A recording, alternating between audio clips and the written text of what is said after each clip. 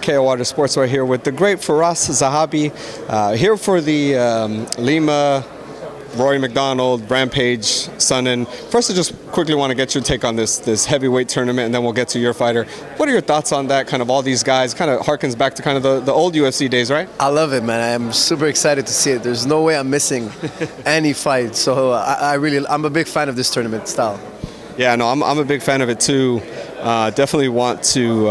Is there anyone you see as kind of a clear-cut favorite? Is there anybody that you kind of, at least maybe just in your heart, you're like, yeah, my heart's screaming Fedor. You know, I would love to see Fedor become world champion again. Oh man, that would bring back so much nostalgia and memory for me. But I don't know if he makes it. You know, I'm with him, but I don't know if he makes it. There's a lot of young talent in that, and new fresh blood. So I don't know. And just recently, he's had some with his fights, hasn't been really going his way. He's not the same Fedor. Right. But if by any way possible it can come back, get it back. The Fedor fire came back, wow, that'd be something great, you know, because he was really one of my favorite fighters. He is one of my favorite fighters of all time, definitely. Brutal. He was excellent to watch. I got to ask you about your fighter, man, Rory MacDonald, fighting for the welterweight championship against Douglas Lima. When you're kind of dissecting Douglas Lima and his style and things like that, is there kind of anything that you're like, all right, we got to, you know, not necessarily be concerned, but be cautious about this, kind of be aware, maybe ultra aware of certain things he does?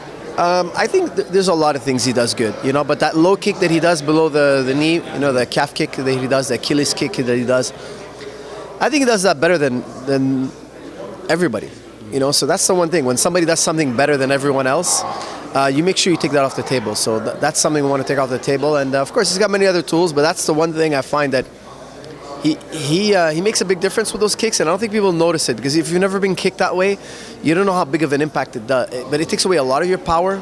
It takes away your opponent's power. It takes away your opponent's speed. It doesn't necessarily knock them out, but it does drain their speed, power, and their ability to shoot, their ability to kick, their ability to punch. It really zaps away the power.